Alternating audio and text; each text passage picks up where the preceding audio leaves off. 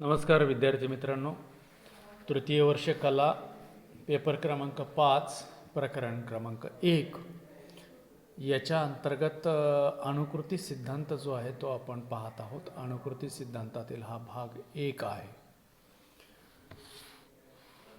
आधी साहित्य आणि नंतर समीक्षा हे लक्षात घेतल्यानंतर समीक्षकांपुढे जे साहित्य आलेले असेल त्याला जे उपलब्ध झालेले असेल, त्याने जे वाचलेले असेल, अभ्यासलेले आहे, त्याच्याच आधाराने तो आपले साहित्यविषयक विचार जे आहेत ते व्यक्त करत असतो.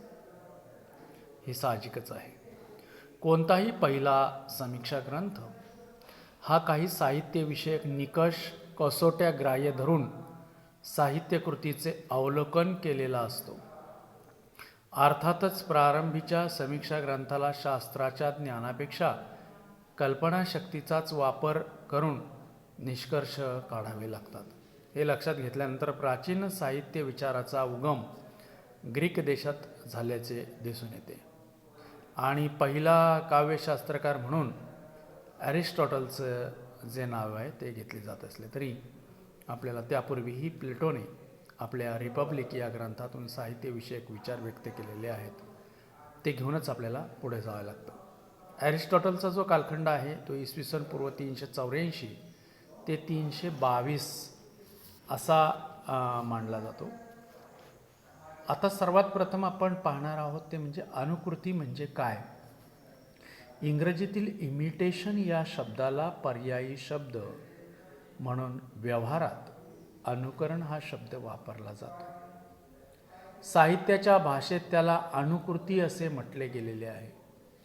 प्रथम अनुकरण किंवा अनुकृती ही कशाची असते व ती कितपत केली जाते या संबंधीचा विचार अशा वेळी करावा लागेल. प्लेटो आणि ॲरिस्टॉटल यांच्या सिद्धांत विचारात हा विचार प्रथम करावा लागेल. इमिटेशनसाठी आपण पुष्कळ वेळा नक्कल असा जो शब्द आहे तो वापरत असतो. नक्कल हा शब्दावरून एक गोष्ट निश्चित होते, ती गोष्ट अस्सल नाही. पण त्याचवेळी हेही आपल्याला ध्यानात घ्यावे लागते की नक्कल करण्यासाठी कोणती तरी गोष्ट अस्तित्वात असावी लागते. कारण अमुक एक गोष्ट कशाची तरी नक्कल आहे हे कळण्यासाठी तिचे मूळ ठाऊक असणे आवश्यक आहे. त्यामुळे त्या मूळ वस्तूचे स्वरूप आणि तिचे अनुकरण या दोन संकल्पना प्रथम स्पष्ट झाल्या पाहिजेत. अनुकृती या शब्दात कृती या शब्दाला एक खास असा अर्थ आहे. कृतीमध्ये करण्याची क्रिया अभिप्रेत आहे. ही कृती साहित्याच्या अभ्यासात जी कोणी आणली किंवा काही प्रतिक्रिया अभिव्यक्त करून दाखवल्या त्या व्यक्तीला कलाकार असे म्हणतात. कलाकारामध्ये लेखक, कवी, चित्रकार, शिल्पकार यांचा समावेश होतो. निसर्गात दिसणारे झाड, नदी, सूर्य या वस्तूंना मूळ वस्तू असे मानणे तर त्याचे जे चित्र कलावंत पाहतो ते मूळ बरहुकूम काढत असतो.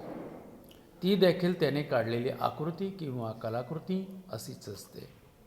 ती ओळखली जाते. ही आकृती हुबेहूब काढणे सहजासहजी शक्य नसते. त्याचे कारण चित्रकार, कवी, लेखक आदींच्या दृष्टीने ते चित्रण वेगवेगळ्या प्रकारे तर काढले जातेच, पण एकाच कलाप्रकारातील कलावंतांनी काढलेल्या चित्रातही सूक्ष्म का होईना पण फरक असतोच. याचे कारण प्रत्येक कलावंत हा वेगळा असतो. अ ने रेखाटलेली कलाकृती ब ची नसते आणि ब ने रेखाटलेली कलाकृती अ ची नसते. अ आणि दोन वेगवेगळे व्यक्ती असतात. साहजिकच अस्सलाची नक्कल करताना ती व्यक्तिपरत्वे भिन्न भिन्न असल्याचे आढळते. इतकेच नव्हे तर एकाच मूळ वस्तूची नक्कल कलावंताला एकाच वेळी अशी असते जमते तशी ती दुसऱ्या वेळेलाही त्यालाच जमेल असे नाही. उदाहरण द्यायचे झाले तर असे म्हणावे लागेल, आपण तोंडात घेतलेली पाण्याची जी चूळ आहे ती जमिनीवर फेकले असता चुळेमुळे जमिनीवर जी पाण्याची आकृती उमटेल तशीच आकृती दुसऱ्या वेळी उमटेल असे नाही. व्यक्तीने चूळ टाकली तरी ती तशीच उमटेल अशी खात्री नाही. तो प्रत्येक वेळी वेगळ्या स्वरूपाचा जो आकार आहे तो आकार तो धारण करेल असं लक्षात घेतलं. तर हे लक्षात घेतले म्हणजे आपल्याला अनुकरण आणि मूळ वस्तू यांच्यातले असणारे वेगळेपण स्पष्ट व्हायला वेळ लागत नाही. घटकाभर असं आपण म्हणूया की ईश्वर माणसे निर्माण करतो आणि लेखक पात्रे निर्माण करतो. पात्रे म्हणजे ईश्वर निर्मित माणसांची अनुकृती होय. ईश्वर निर्मित माणसे ही सत्य असतात, वास्तवात असतात आणि लेखक निर्मित माणसे ही सत्यातली आणि वास्तवातली असतात. पण ती निसर्गाची अनुकृती असते. तेव्हा अनुकृती म्हणजे ईश्वर सृष्टीतील सत्याच्या आधाराने लेखकाने निर्माण केलेली सृष्टी हिलाच अपरसृष्टी असंही म्हणतात. म्हणजे ईश्वर सृष्टी ही अस्सल असते तर अनुकृती ही अपरसृष्टी असते असं म्हणता येतं. अनुकृती सिद्धांताकडे वळण्यापूर्वी ही पार्श्वभूमी आपण लक्षात घेतली म्हणजे पाश्चात्य विचारवंतांच्या या सिद्धांताचा विचार करता येतो. प्लेटो आणि अरिस्टॉटल या पाश्चात्य विचारवंतांनी जी मते व्यक्त केलेली आहेत त्यांचाच आपण थोडक्यात येथे आढावा जो आहे तो घेतलेला आहे. तर ही झाली अनुकृती सिद्धांताची असलेली पार्श्वभूमी. आता आपण जे पाहणार आहोत ते प्लेटो आणि अरिस्टॉटल यांच्या संबंधी थोडेसे पाहणार आहोत. पाश्चात्य साहित्य समीक्षेचे मूळ ग्रीक समीक्षेमध्ये आहे. ग्रीक समीक्षेमधील साहित्य विचाराला त्या दृष्टीने फार महत्त्वाचे स्थान आहे. त्यांनी प्रत्यक्षात काव्य नाटकाची साहित्य निर्मिती केलेली नाही, परंतु साहित्याचे मूल्यमापन करण्यात पहिले पाऊल उचललेले आहे. कोणत्या निकषावर साहित्यिकाचे यश अवलंबून असते हा प्रश्न विचारात घेता प्लेटो पूर्व काळामध्ये म्हणजे इसवी सन पूर्व 427 ते 348 साहित्याचे कार्य आनंद देणे, बोध करणे असा एक समज रूढ झालेला दिसतो. अशा प्रकारचे चिंतन प्लेटोच्या आधी होमर, गॉर्जियस, अरिस्टोफेनिस इत्यादीच्या विखुरलेल्या विचारांमधून आपल्याला दिसून येतं. प्लेटोने व्यावहारिक अथवा उपयुक्ततेच्या दृष्टीने साहित्याकडे पाहिले.